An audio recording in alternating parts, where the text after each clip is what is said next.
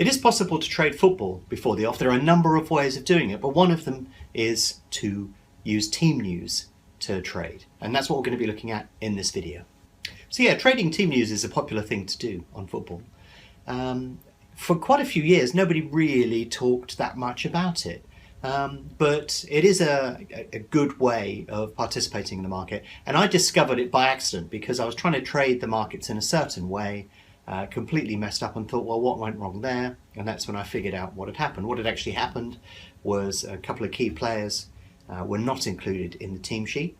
And that made the price of the market shift quite dramatically. And we've got an interesting example immediately to hand, which I can show you. And that is the FA Cup third round match between Liverpool and Exeter, or I should say Exeter and Liverpool, because Exeter are at home.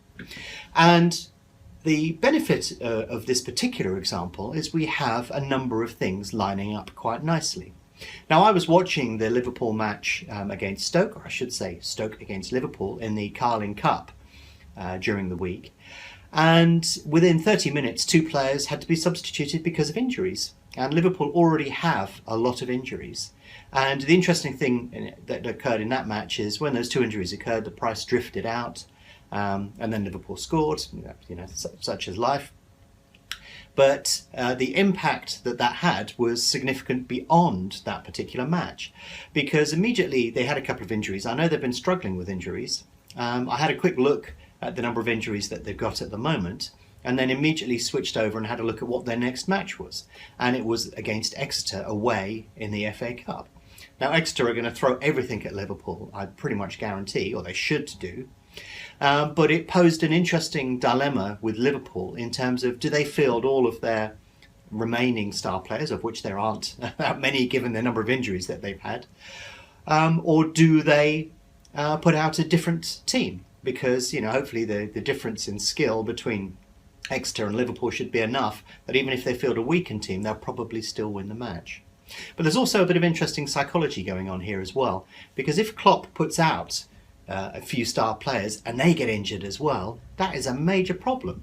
And very often what drives these decisions at key moments like that is that particular type of fear. He'll look an absolute fool if he puts out a top player and he breaks his leg or has a serious injury and can't play for a little bit of time, which will significantly impact the ability of the team to compete in the Premier League. And that's more important. The Premier League is more important. European competition is more important, and so on and so forth. So you would expect a manager to make those decisions.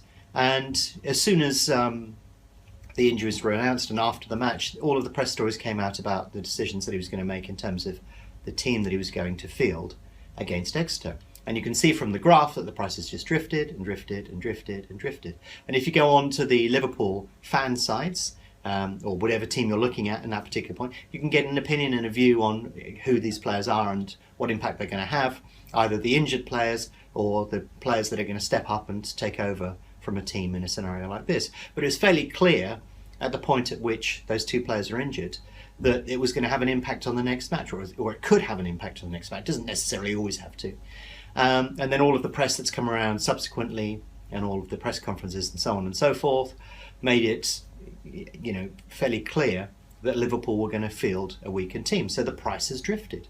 It's been a nice drift. And you don't always get that because obviously depending upon the players that are going to be in or out of the team has a significant impact on the price. And also don't forget that whatever you were thinking in the run-up to the start of the match, when that team sheet comes out, it could be a completely different team to the one you expected, and therefore the price will move again. So typically you would tend to do a trade like this in anticipation of a broader price move.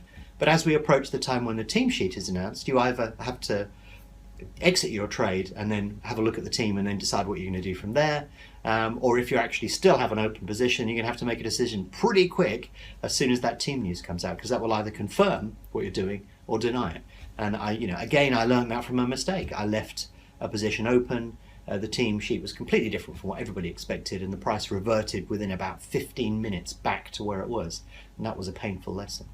So yeah, trading team news is a good way of making money before a match has even started, And in this particular example, what's driven the drift on Liverpool is the likelihood that they're going to field a weakened team against Exeter away in the FA Cup. And if you're astute to be able to get involved in that market at the right time, that would have been an absolutely excellent trade. But it also is a great example for you if you want to understand how you should trade football matches before the off.